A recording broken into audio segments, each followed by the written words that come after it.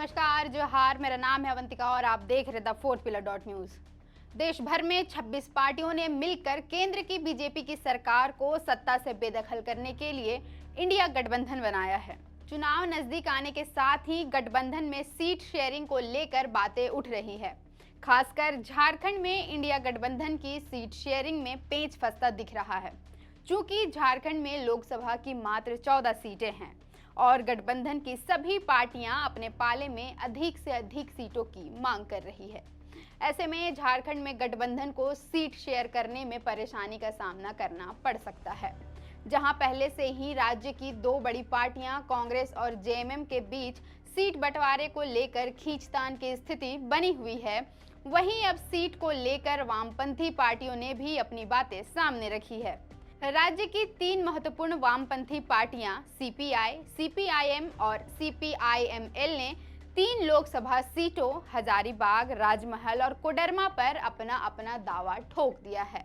बीते बुधवार को माकपा यानी सीपीआईएम की पोलित ब्यूरो सदस्य सह पूर्व सांसद वृंदा करात ने रांची स्थित पार्टी कार्यालय में प्रेस कॉन्फ्रेंस की और इस दौरान घोषणा की कि लोकसभा चुनाव में भाजपा के खिलाफ वाम दल मजबूती से चुनाव लड़ेंगे।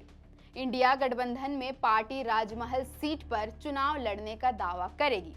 वामपंथी नेताओं का कहना है कि सीपीएम का लक्ष्य भी केंद्र की सत्ता से बीजेपी को हटाना है, लेकिन उसे अपना पार्टी संगठन और राष्ट्रीय पार्टी का दर्जा भी बचाना है। इसके लिए पार्टी को 6% वोट तभी मिलेंगे जब वह चुनाव लड़ेगी। राजमहल से सीपीएम के पूर्व प्रत्याशी गोविंद सोरेन ने कहा कि राजमहल में 2019 और 2014 के लोकसभा चुनाव में सीपीएम ने अच्छा प्रदर्शन किया था। 2019 में सीपीएम को करीब 36,000 वोट मिले थे। वहीं 2014 के लोकसभा चुनाव में भी सीपीएम प्रत्याशी ज्योतिन सोरेन को करीब 60,000 वोट मिले थे। राजमहल लोकसभा क्षेत्र की 6 विधानसभा सीटों में से 3 पर सीपीएम का मजबूत आधार है, इसलिए सीपीएम ने मन बना लिया है कि वहां वही उम्मीदवार देगी। वहीं झारखंड में झामुमो 6 सीटों पर चुनाव लड़ने की तैयारी में है। झामुमो से प्राप्त जानकारी के अनुसार पटना बैठक में झामुमो की ओर से सीट शेयरिंग का फॉर्मूला रख दिया गया है। वहीं राजमहल में वर्तमान में झामुमो से विजय हांसदा सिटिंग सांसद हैं। ऐसे में राजनीतिक विशेषज्ञों का मानना है कि झामुमो अपनी जीती हुई सीट पर कॉम्प्रोमाइज नहीं कर सकती है। झामुमो भी राजमहल से अपनी दावेदारी पेश कर सकती है। साल 2000 में बिहार से अलग होकर झारखंड बनने के बाद राजमहल सीट 2 बार 2004 और 2014 में झामुमो और एक बार 2009 में भाजपा के खाते में गई। ऐसे में झामुमो की इस सीट पर मजबूत दावेदारी हो सकती है। संथाल झामुमो का गढ़ माना जाता रहा है। झामुमो अपनी जीती हुई सीट सीपीएम को देगी, इसकी थोड़ी कम उम्मीद दिखाई देती है। हालांकि सीट शेयरिंग का काम आला कमान के हाथों में ही होता है। आला कमान का फैसला ही आखिरी फैसला होगा।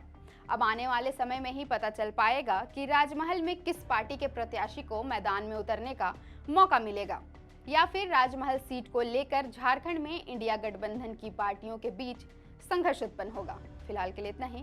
देखते रहें the fourth pillar dot news. अगर आप चाहते हैं कि हमारे वीडियोस का नोटिफिकेशन आपको बिना देरी के मिलता रहे, तो आप इस चैनल को फॉलो और सब्सक्राइब जरूर कर लें। बाकी आप हमारे काम को लेकर कोई सुझाव हमें देना चाहते हो तो कमेंट बॉक्स में आप सादर आमंत्रित हैं। इसके अलावा हमारे वीडियोस आपको अलग अलग ठिकानों जैसे फेसबुक, इंस्टाग्राम, ट्विटर पर भी देखने को मिलेंगे, जिसके लिंक डिस्क्रिप्शन में डाल दिए गए हैं। शुक्रिया।